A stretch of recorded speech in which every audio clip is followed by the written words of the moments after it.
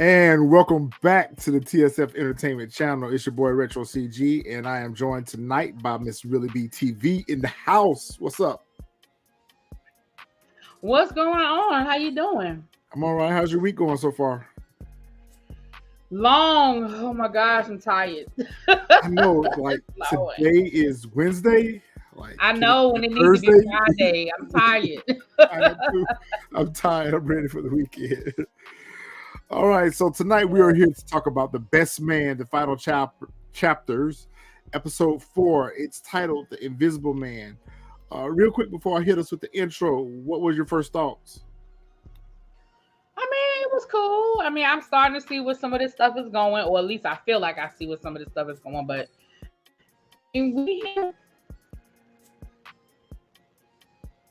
Are you enjoying so far? Yeah, I am. I really am. I'm enjoying it so far. Like I said, I think I see where some of these storylines are going. So, we have to see if I'm right or see where I think it's going. You know what I'm saying? Yeah, I'll agree with that. But I'll save my thoughts to after the intro. I'm gonna go ahead and hit you with that intro real quick, and we'll be back to talk about this episode.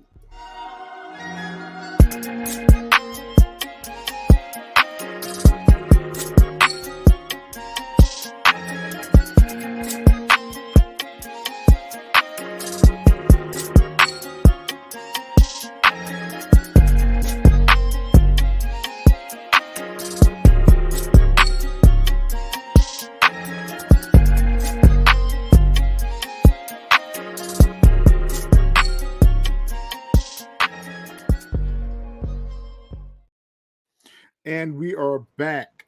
So, as far as my thoughts are concerned, I am enjoying where we're going. Um, uh, Overall, I think the writers are doing a good job with the pacing of the show, especially because it's 8 episodes. So they're giving us time to kind of get reintroduced to the characters. They're giving us time to kind of figure out what storylines that we're going to care about the most. So they're really taking their time with that. On some other storylines, I kind of feel like they should have saved for the latter part of the season.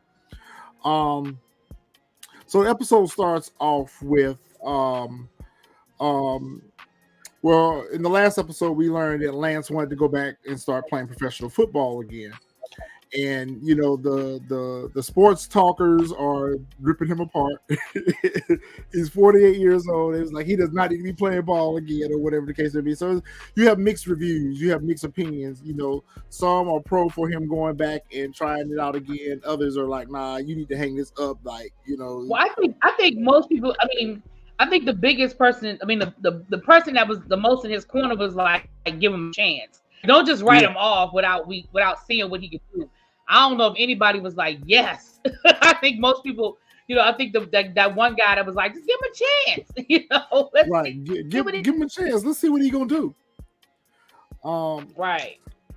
So this episode right here, just by the way it started off, I knew that we were going to spend a lot of time with Lance in this episode, which that was good because we hadn't spent much time with his character other than seeing him bed hopping with all the different women that he's been with since the wedding episode. So we knew that we're going to spend a little time with Lance. Speaking of Lance, the next scene goes to his son that's getting ready for the day, and he's packing up a bag, and Lance walks in on him, and you could immediately see that he's uncomfortable. Like, Dad, why don't you knock before you come in? Lance thinks that he's going through that stage where he's getting older, and he's probably interested in messing around with some girls or whatever the case may be. But we later on find out that that's not the case.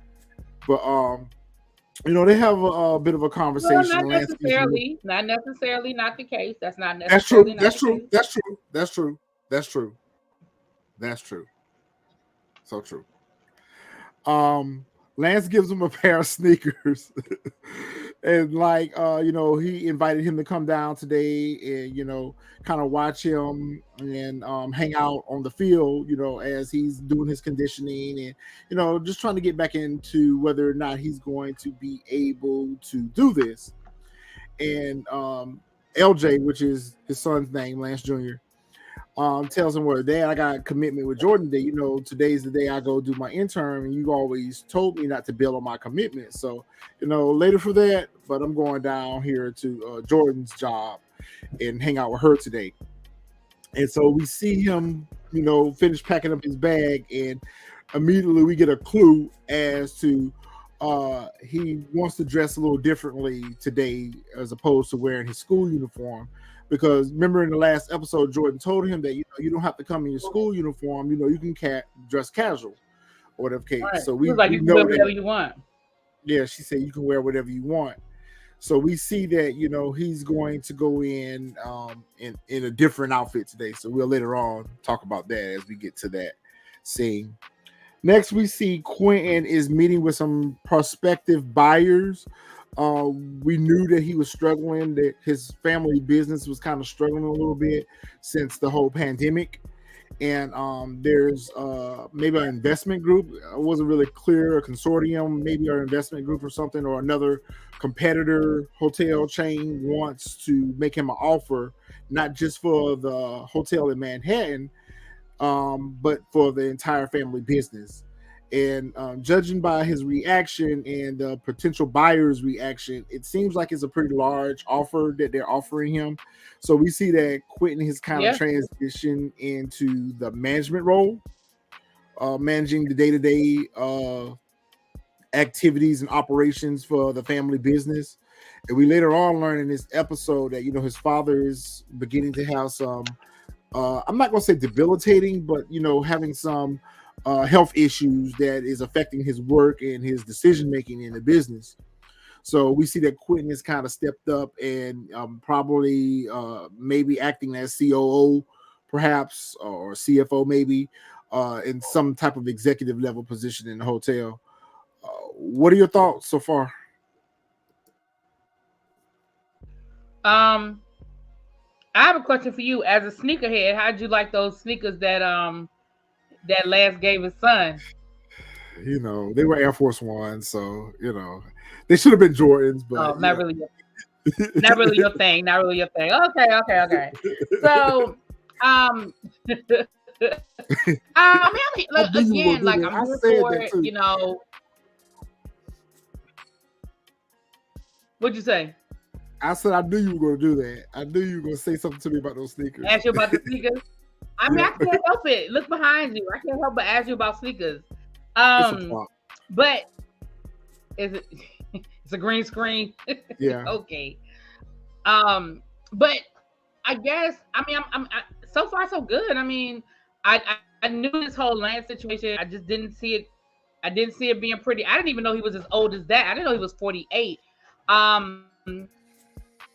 But what I predicted is what ended up happening, which, I was like, okay, I got that one right, because a lot of these I ain't getting right, but I got that one right. That was kind of obvious. Other than that, I mean, Quentin. Yeah. Quentin, being, he was, I remember him saying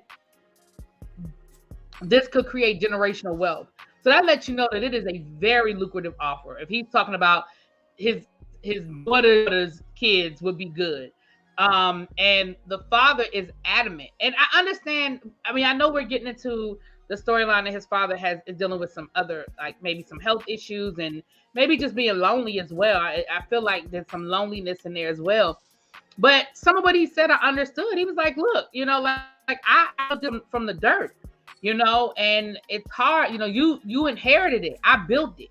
So for you, it's real easy for you to sell it off, but it's not, you're not just selling off. It's not an acquisition. This is my blood, sweat, and tears. This is my life's work. So I understand where the dad's coming from, but I definitely understand where Quentin is coming from. I see it from his point of view as well. So. Yeah, and for me, I'm kind of torn between the middle, because you're right. That is his blood, sweat, and tears.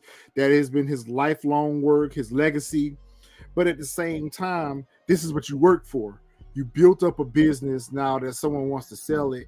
And now it's a situation where not only you can retire and be comfortable, but the rest of your family can be comfortable and not have to work as hard as you did to enjoy the fruits of your labor. So we know that the father is probably not going to be ideal on wanting to sell the business, and he may change his mind later on. But we'll see. We spent a little time with Quentin and Merch, which I really appreciate their scenes because it's very nostalgic, even back to the movies. You know, they always had their little sideline conversations. You know, they always spent time together and kind of talked about what was going on in each other's lives and talked about what was going on with the rest of the group. So I really appreciate seeing them, and they were kind of having like maybe brunch, and they had their girls there. So I really brunch or tea. Yeah, they had the girls and they were all dressed up. So that yeah. Because at first I thought it was at a tea room, but I think they were at maybe one of his properties. I think they maybe been at one of his hotels or something. Yeah, they probably were at one of his properties. Mm-hmm. Shelby comes in. Well, he tells Merch about you know, how Shelby is just overly aggressive. She's overly aggressive in wanting to have sex every 5 minutes. And she's wearing him out. Time. She's wearing him out. Wearing him out. He's like, I need the little blue pill. Like, I need some help here. And she came in. But another thing we learned in this conversation, and I feel like when Quentin and Merch have conversations, I feel like we always learn something about one of the two in the conversation. In this conversation, we start to really see where Merch is at, where he's becoming a little like unsure of what direction he wants to go in, maybe career-wise, maybe in his life, you know. And Quentin suggests to him that, you know, you need to find a new purpose. You know, you need to get a hobby or something, find something to do that makes you happy, that makes you feel complete. So I think the remaining episodes, we're going to go on that journey with Merch to see what's going to unfold for him next, because you can kind of see even in the previous episodes that he's kind of like in limbo right now, not knowing what he wants to do, maybe career-wise. I don't necessarily think there's issues in the marriage, but definitely issues with him personally, like, you know, what am I going to do with myself? Mm-hmm. So yeah. Shelby, I mean, I agree. I just feel like that's what he is. Yeah, he's kind of hit like this brick wall a little bit, and he needs his bounce back. So I think we're going to spend a little time with him while he's working on his bounce back. Shelby comes in, and you know, she kind of dressed in her old black trench coat with a pair of dark shades and a hat on. Like, come on, you know what time it is. Right, let's go. Right. You know what's up.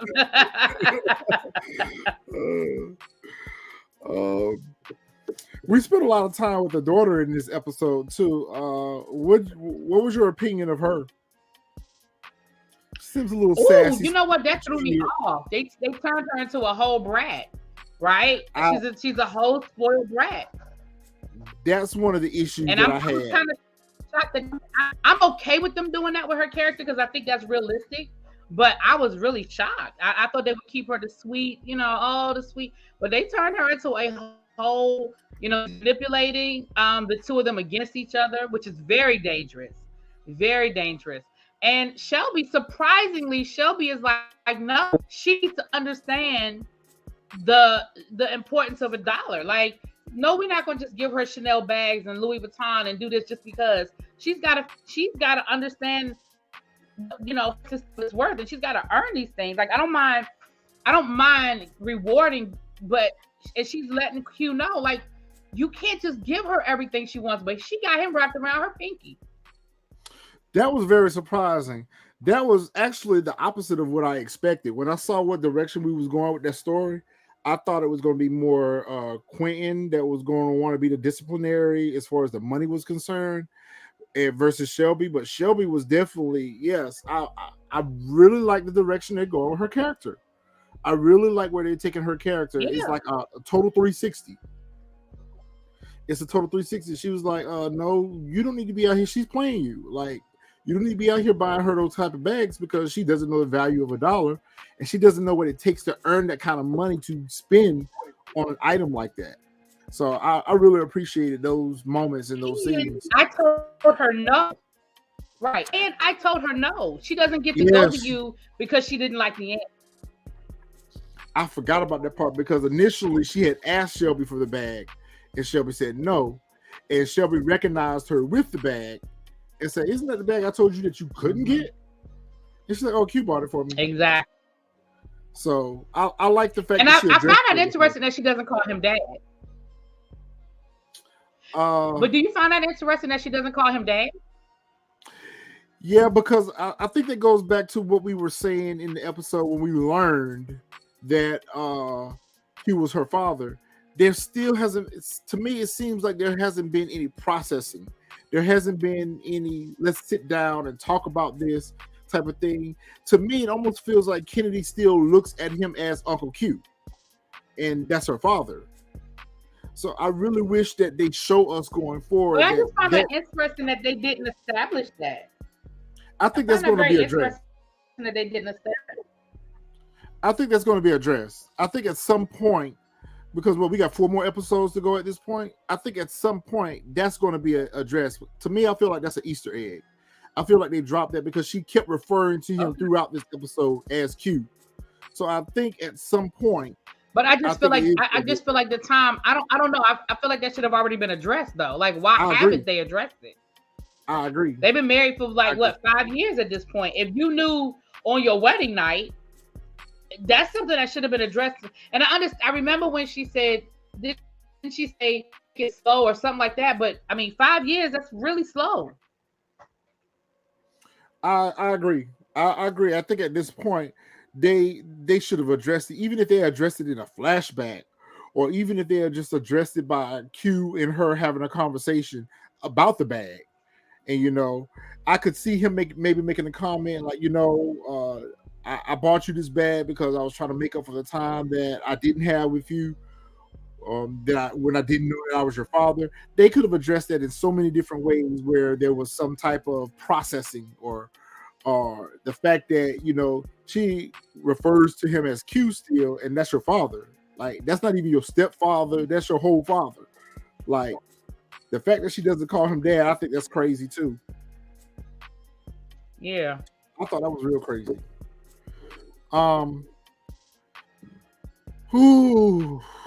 You're gonna have to help me through this next scene. White privilege. Miss Karen in his cab. I was so pissed at this scene. Every bit of it. And I felt Murch. I truly put myself in his shoes because he was really unclear on how to handle that situation. He did not know how to handle the situation. One, he had his daughters with him. Absolutely. One of the daughters has an anxiety problem. So he was trying not to make the situation, blow up into something big. And then his daughter has to deal with that, with the anxiety. And then, of course, he's a black man dealing with 2 cops. So Murch and his daughters are leaving the hotel or brunch, and they flag a cab. The daughter clearly gets in the cab first and sits down. And here comes a white lady and a dog on the opposite side of the street and gets into the other side of the cab, screaming and hollering, "This is my cab! This is my cab! You took my cab! Don't try to scare me! He's trying to touch me! Don't touch me! Don't hurt me!" What? Oh, that's the one that gets me. What gets me is when you see white women use what they know. It's that white woman tears. It's the white woman battle cry because it's, oh, he's trying to touch me. Oh, he's attacking me. No, he's not. Y'all fighting over a cab. It is what it is. Okay, y'all fighting over a cab.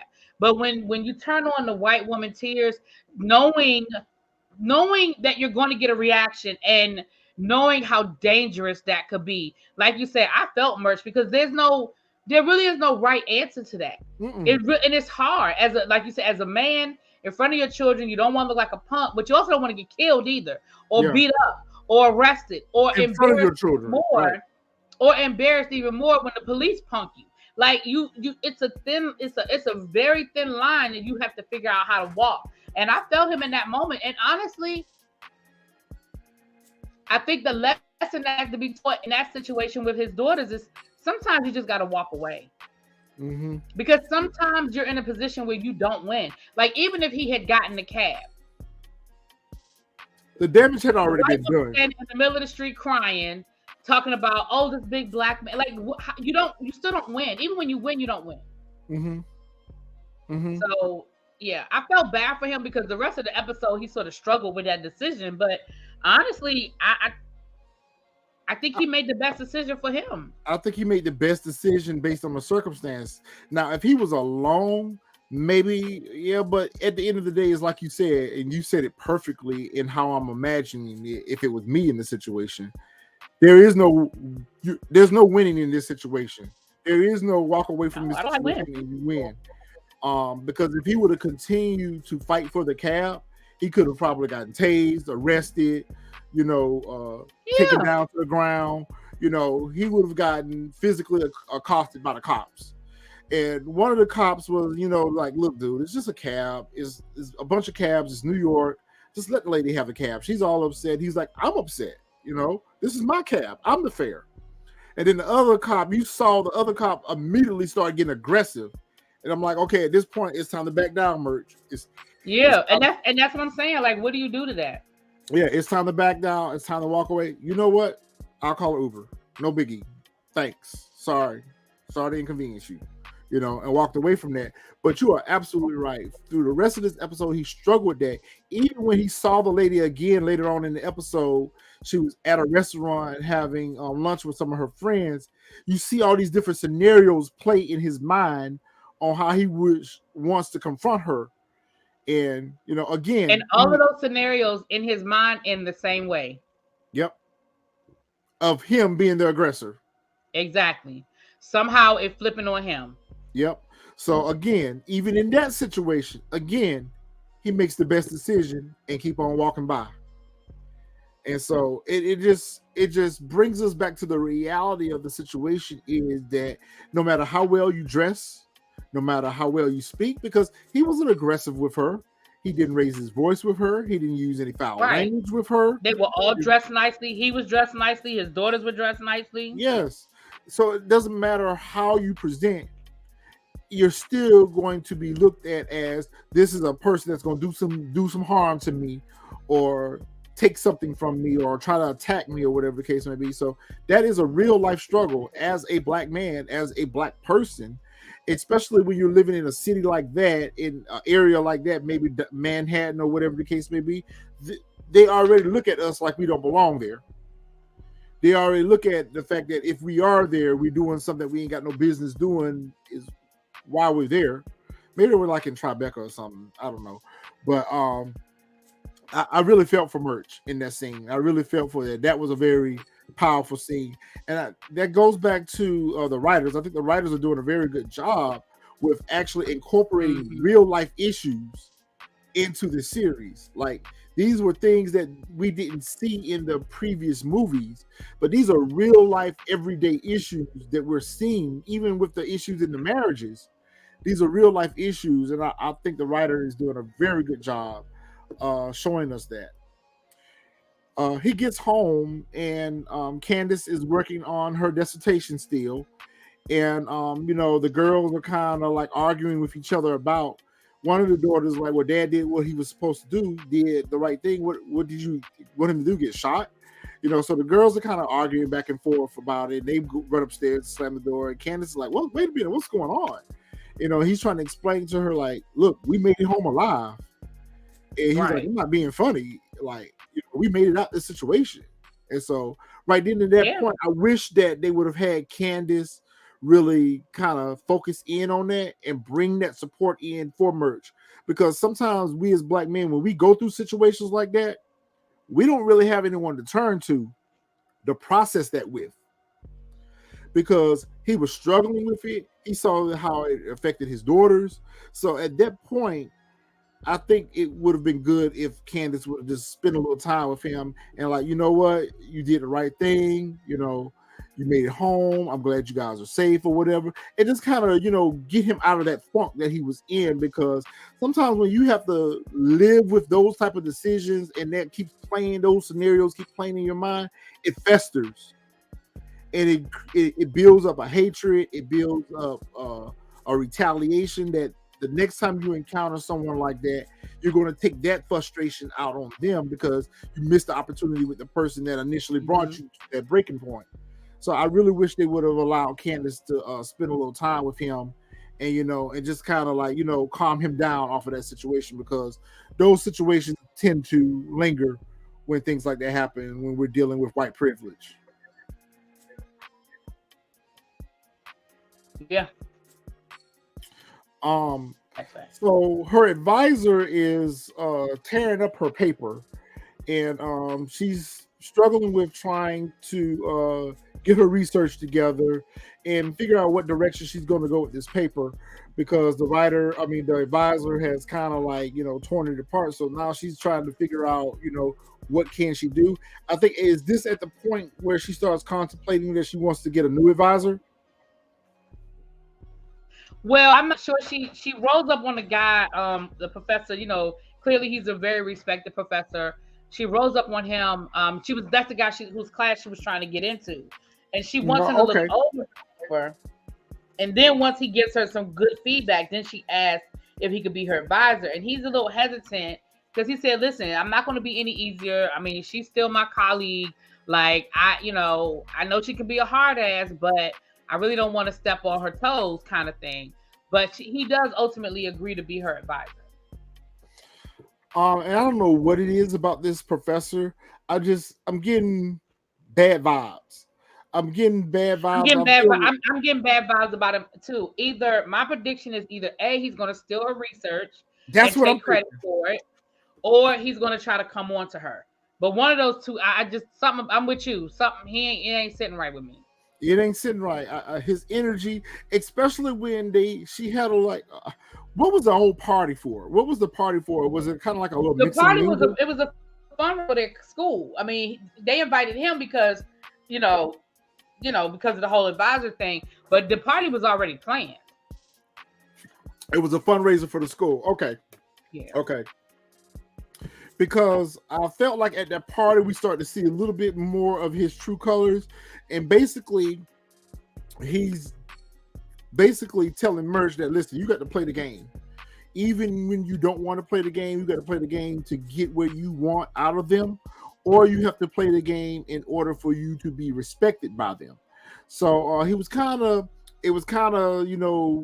going back to the whole situation with Merck and what he had went through, or whatever the case may be. But I feel like you are absolutely right. Either he's going to steal her research and take credit for her, or he's going to try to come on to her. I absolutely agree with that. Speaking of coming on, we see that Demetrius, in a very stalkerish way, at 5:30 in the morning.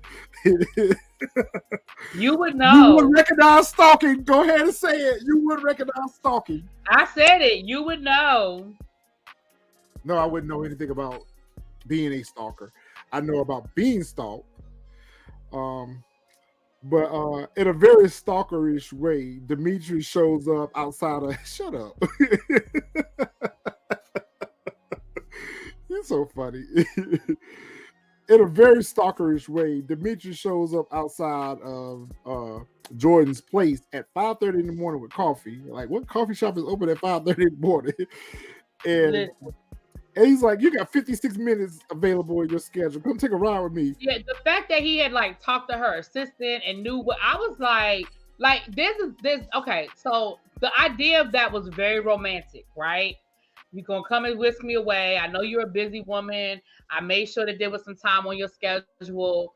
That would have been very romantic. I think, but it came off a little bit much so soon. And I understand that they do have a past. I understand that they used to date. But again, we're not like that, bruh. Like, we're not there. Like, I just reconnected with you down to the bar a week ago. Like, we're not at the point where I need you clearing my schedule so I can watch the sunrise with you. Like, again, do I think that watching that the person you're dating showing up for a surprise is romantic? Yes. Do I think that watching the sunrise just to take a few minutes of the day? Great. Do I think that him knowing the exact way you like your coffee or tea is cute? Yep, all of the above. But I think all of it at one time was a lie. And I think that's the way they showed her processing it. I think even for us as the audience, it came off as a bit much. I think for her, it came off as a bit much too. She's like, how do you even know where I live? And the fact that you Right. know my Like, whole not only do schedule. you know where I live, you called my assistant. My assistant gave you information that they probably shouldn't have gave you. Like, it's a lot. It was a lot. And not only that, but you also gave my assistant directions or print her emails out for her and have them for her so she can have this extra time. Like, okay. So for that reason right there, I feel like this character is going to be a bit of a problem too. Mm-hmm. I mean, we see him in later part of the episode, which I have questions for you about because I really didn't understand what his beef was with Harper. But yeah, I think that this Demetrius character is going to end up because she said it before, and I think she even said it in this episode, like, you fucked me over last time we dealt with each other. So she's very hesitant, reticent about, you know, getting back involved with him again, as she should. And so with this type of behavior that he's showing us right now at the very beginning, tells me that he's a little bit controlling, maybe, and may come across a little possessive, maybe not in an abusive way, but just thinking that, you know, I got money, I'm a businessman, you're a possession. It's a lot. And we know that Jordan is not that's that a type lot. of woman. And we know Yeah. that Jordan is not that type of woman, so she ain't going for that. She ain't gonna go for that. She like, okay, yeah, I'm not finna drink this coffee or eat this breakfast. Don't drink the coffee. He spiked it. Terry Silver, you're a creep. We see Candace and Robin are spending little moments together, and I really like scenes with them too, because I think I said it in the last episode, because they were the last two that came into the circle. They've kind of built their own friendship within the circle with the two of them, so they kind of are each other's support system, confidants, or whatever the case may be. But we're starting to see where Robin is headspace is now. We're starting to see where Robin's headspace is right now. She's still on this journey to be this. I really don't know how to describe Robin and her ambitions right now. She definitely has ambitions. She wants to be very much involved in the community. She wants to be very much involved with maybe. She want to be very much involved. Yeah. I think she wants to transition her cooking more into more organic sources, maybe, or more from the ground type stuff, you know, with the herbs and spices. She wanted to do her cooking. All right. Yeah, and we found out that her new produce guy, she kind of has a little thing for him. Where she's overly complimenting about him. Yeah, so to me, very inappropriate with him. I thought so too. To be a married woman, yeah. And so did Regina. She was like, "You better watch that. Like that's a lot going on right here. You better watch it." Yep. And the fact that the dude was nice looking, like, you know, that's dangerous for you, because you already seeing it for the dude. You know, maybe you need to kind of put some distance between you and this dude, you know, because you're like, how often do you come down here to this market? You know, you guys are on a first name basis. Right, because here's the reality. The reality is, and I tell my students this all the time, you can't control how you feel. You can control what you do. Yeah. So it's okay to find this man attractive. It's okay to even have a little bit of a crush on him, right? Because you're married, you're not dead. But what you then are responsible for doing is not putting yourself in a situation that could possibly compromise you. So maybe you don't go and buy the produce. Maybe you send one of your assistants. Like, he's got good produce, and that's fine. Don't punish him because of that. But maybe you aren't the one to go see him on a regular basis, at least until you can maybe get because, you know, we have a crush, and then after a couple of weeks, we're kind of over it or whatever. So at least until you can maybe move past that, oh my gosh, this dude is just, oh my goodness. But this is where people get in trouble, because you see it, you know it, you feel it, and you don't do anything to stop it. And we see that there's, I'm not going to say a rift between her and Harper, but we see that her and Harper are going through a little hump right now. This whole house thing. Yeah. This whole house thing. So we can see that they're not they're not on the same page.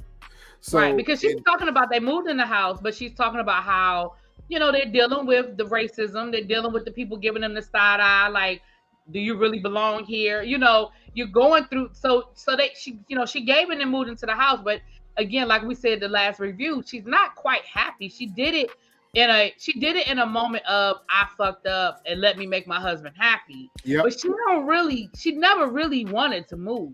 yep. And it's funny you should say that because she's at a moment of vulnerability right now because of what's going on between her and her husband right now.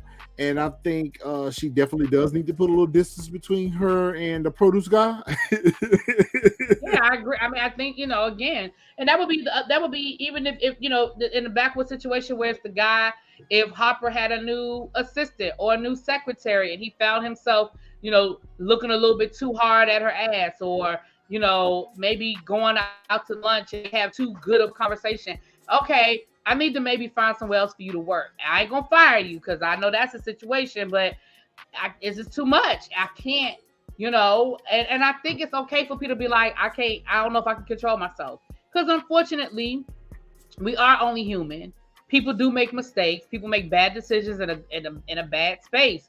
And when you and your spouse are not in a good space, it's very easy to make those bad decisions. And I'm not excusing cheating. Don't nobody say I'm making excuses, because I'm not trying to make an excuse. But what I That's the am, reality of it. Yeah, it that's the is. reality of That's what I'm saying. Like, it friends who I love them to death. They're my friends, but they've made some bad decisions in their marriages, and it doesn't make them bad people, and it doesn't mean that they don't love their spouse. But unfortunately, you make bad decisions, especially when you're going through something. So I think what her friend told her was some good advice to say, "Hey, girl, back up, back up." it. You know what I mean? Mm-hmm. So I think we also learned a few things in this particular scene about the produce guy. And I can't remember what the guy's name is. I didn't even try to learn the character's name. But we learned that he has been to this place in Africa where he had learned how to do some farming. And she was so enamored with the fact that he had been to Africa and he had learned how to do the farming, and he's bringing the fresh produce back to New York, and he's giving back to the community. So it's painting a picture that he's more aligned with her goals. He's more aligned with what her vision and ambitions are versus her husband. That's the narrative that they're painting, because this guy, he comes along, he's got this produce stand. She walks by his produce stand every day to get to her kitchen. And it's like, love at first sight. They're food soulmates. He likes her cooking. She likes his produce. So I think the writers are giving us a little bit of a nudge in the direction that character is going to go. We think that Robin is probably going to end up succumbing to her weakness for this guy. And she's probably going to end up having some type of intimate or inappropriate interaction or dealings with this dude. I can see that happening. I can see them I definitely feel like we're not done with this. I don't know how far it's going to go, but I definitely feel like we're not done with this dude, and this situation is definitely not over.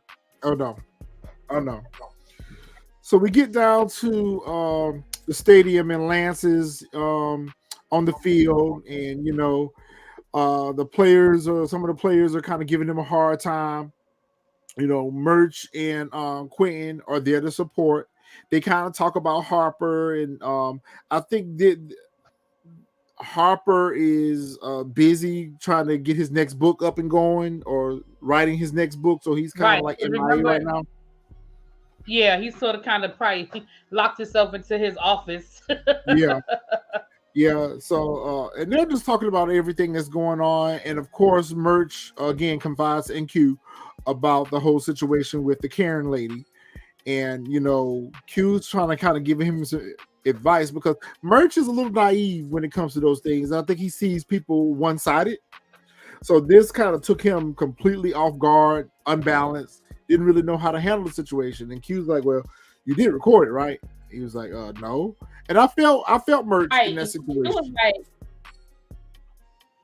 Because sometimes you just don't think like that. It happens so fast, and you may not necessarily be in that space. And for him, we could see in the reaction, they did a very good job showing us his reaction because he was very off put. He was very caught off guard and he was unbalanced. He didn't know how to handle that situation. So I agreed with him on that one. He was like, "Do you think I had the foresight to do that?" Like, no, I did. Right. And I'm glad that he did kind of push back on Q because absolutely. Like, sir, like ain't nobody thinking about all of that, you I'm know? trying not to get shot. Right. I'm trying not to get arrested. So no, I didn't pull out a camera. No, I didn't ask for their badge number. No, I didn't get their names. I just wanted to be away from Right. this And even situation. if and to be honest, even if he had been able to pull that out, it still wouldn't have gotten the beginning, which is what he needed. He needed it from the beginning that showed that he got to the cab first. He still That's wouldn't have right. had that information. That's right. But the minute he would have reached for a phone, that would have escalated the situation. No matter who was there, whether the police hadn't Yeah. gotten there yet, whether it was with the lady, the second he reached in his pocket for anything, would have escalated that situation even further. So I really appreciate it. It was real. It was a real response to Quentin. Like Quentin, it's easy for you to say that because you weren't involved in the situation. Whereas Mm-hmm. for me, I didn't have time for all that. I was lucky to get up out of there unscathed. Mm-hmm. So we see that one of the players is giving Lance a hard time or whatever the case may be, and we kind of foreshadow what's going to happen with this whole situation, that this is not going to work out in Lance's favor, but there may still be room for him on the team. There may be still an auxiliary alternative thing if he loves the game that much and he wants to be involved. Why not be assistant coach? You know, Mm-hmm. because we see he tried the sportscaster thing last episode. We saw that didn't work for him. So, At all. but he has the mannerisms, he has the fortitude, he has the ability to make a great coach. I think he would make a great coach. So maybe that's the direction they're going to take his character in. But I don't think that we should have him back out on the field playing anymore. I agree with that because there's too much Yeah. other stuff that's going on in his life that will be a distraction for that. He's still grieving his wife. He's going to have issues with his son right now. So I think there's just a little too much going on in his personal life for him to be focused on his game. So I think he would make a better coach than he would athlete at this point. Um, Jordan is at work and she's waiting for LJ to arrive, and LJ arrives like he's on the red carpet. And she's a little shocked. She's a little shocked, but at the same time, she's accepting. And and his dress wasn't really over the top flamboyant. It wasn't really over the top flamboyant, but we saw that he did have like maybe makeup on or something like that. Mm-hmm. The way he was dressed, you could tell it was a little bit feminine, but not over the top. It's not like he came in there full style cross dressed. But he kind of had his little masculine and feminine spin on it. And he announces to Jordan that he's what did he say his gender? How does he He's identify? non-binary. He's Okay, non-binary. so Right. he's So he's free yeah. flowing. Yeah. He doesn't identify as male or female. Yeah, he's non-binary. So And so she has a conversation with him about it, and as his godmother, she's very welcoming, accepting, and just made him really feel good about sharing that with him. You could tell he had been struggling with that and revealing that, and he chose to reveal that to his godmother first. So we saw a bit of relief with him, but at the same time, when she asked about his dad, we knew right then and there that that was not going to be an easy task for him to confront or address. That when it came time for his father to find out about this, um, that this was going to be something that he needed help with, and I think maybe Jordan's going to be there for him to help process and help get Lance through this, because we know Lance, and Lance is a hothead. We know that Lance is going to flip out when he finds out about this. So I think the way they introduced this storyline and it being with Jordan, I think Jordan is really going to be a support system for LJ going forward. I was gonna say, I also she handled it the best way she could. She said, Yeah, listen, your mom would be proud of you. I got your back, but you got to tell your dad. I'm not going to keep this secret from your father. And right. I feel like that was the best way that she could have handled that. Like, I got your back. I'm gonna support you, and I got you. However, I'm not going to keep this secret from your dad. And the longer it takes for you to share this with your father, you're putting me in a situation where you're jeopardizing my friendship with your father and our relationship. Exactly. So you're going to have to deal with this with your father. I'll give you some time to, figure out how you're going to address this, but you're going to have to tell your father about this. So I agree. She handled that the best way she could, but at the same time, she went ahead and gave him that extra boost and push that he needed. Like, listen, you're going to have to deal with this. So we see, I think the young lady's name is Kennedy, Q's daughter, and him are sitting on the couch. Kennedy. And what is she begging for now? She's begging for another purse or something? Another purse. And she really played him to the left with this one. Because she was like, I understand, because you can never have too many purses. Like, I do get it. Oh, yeah. You should. You should. You can't talk, so just. You have what, about 1,000 purses? Yeah. Okay. I got as many purses as you have sneakers. That's a lot. And actually, I don't have as many purses as you have sneakers. Now, you admitted it. So when she made the comment about all the white girls at the school have this particular right, bag, and again, that shows her manipulation, because she knows that Q is all about fuck them. The white kids ain't gonna have more than you. You know what I mean? She knows. She's so manipulative. That was a trigger for him. Like, oh really? Oh, I'm finna borrow you 2 of them now, right? Because to that point, he was like, "Nope, your mother talked to me. You're not gonna play us. You're not gonna get me in trouble with your mom." And then, as minute she flipped it and was like, "Oh, okay. Oh, wait a minute. They said what? They said what? Oh, okay." He did. Wait a minute. Yeah, he did tell her that no, because she initially asked him. He said no. Right. He told her no at first. He initially said no. Yeah, and then that's when she came back and was like, "Oh, all the white girls at the school have it." I'm like, "Really?" Yep. And then that's when he was like, "Oh, come on, let's go, let's look at it, let's look." And I was like, "See, that's how they get y'all in trouble, y'all, them daddy's girls." Because Chris, I feel like if you had ever had a girl, that's exactly how it would be. Yeah, spoiled. Well, a child. Period. Any child, male or female. Yep. Yeah, but she'd be able to get whatever she wanted from you. Yep. My niece is like that right now. My niece can call me right now and ask me for anything she wants, and she'll have it. Mm-hmm. Yep. I don't know about no Birkin bag or no Chanel bag, but right. But you would, yeah. Yeah, within my means. So we see that Quentin goes to see his father to tell him about the prospective offer that they have, and the father is on the phone with someone where the father is vehemently upset and adamant about, no, we're not going to do this. This is my life's work. You're not going to get rid of the business, that you're inheriting. But I spent my whole life building this business, and you just want to give it away. And I think there is some mention about the group that wants to buy the business, maybe racist. Right. Yeah, he said something about their racist past or something like that. Yeah, he did mention that. And he was like, who cares? Their money isn't. Right. But we also learned from, I guess, his father's personal assistant, maybe his personal assistant or secretary, informs Q that the father had failed a few times and that he had paid her 5 times. And that he was having some, medical issues. And Q's like, word? So now we're getting ready to see one of 2 things that's getting ready to happen. The father's getting ready to just be maybe not infirm, but maybe go through some health issues, and Quentin's going to have to step up and take full control of the business.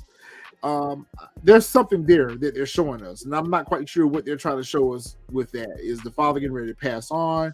Quentin's going to inherit the business and decide to sell it, or either or him and his father are going to get close because it seems like there's a little bit of tension between the two of them. So we know that there's more to come concerning Q and his father. What are your first thoughts?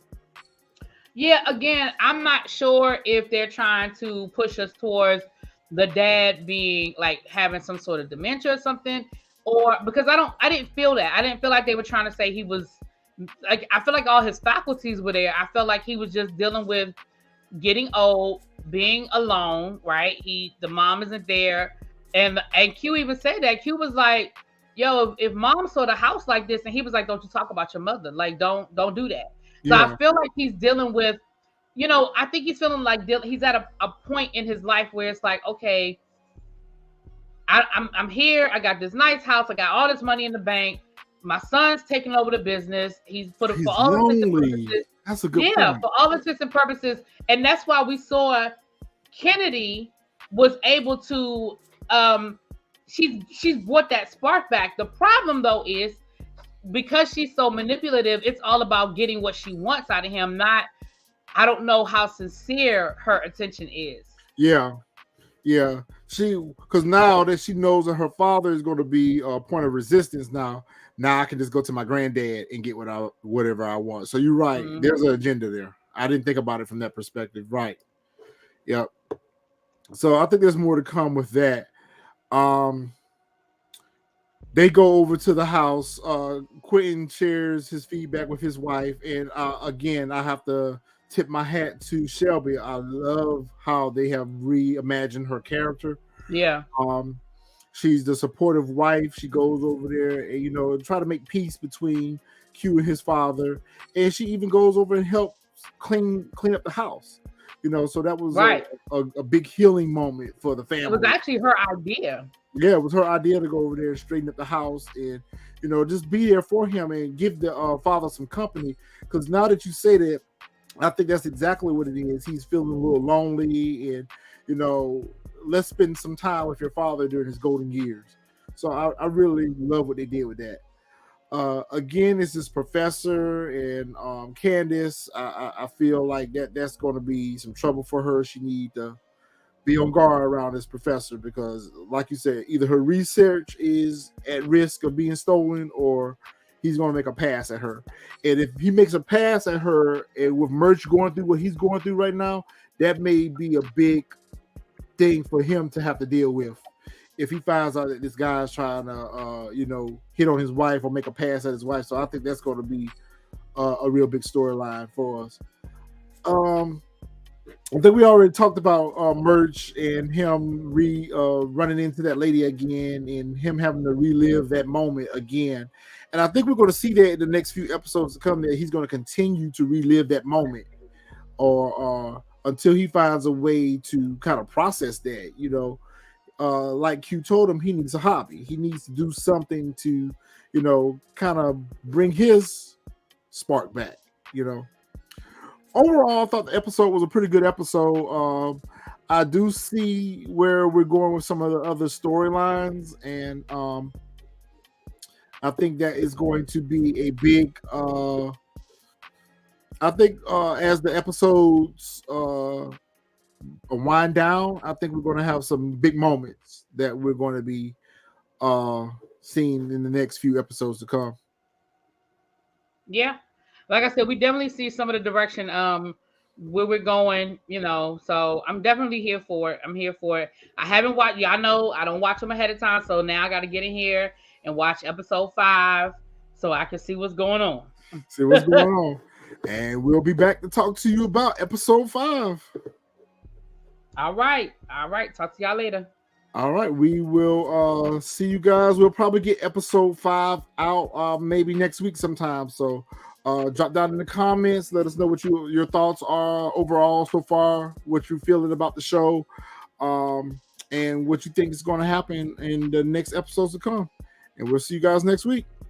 All right. Peace. Peace.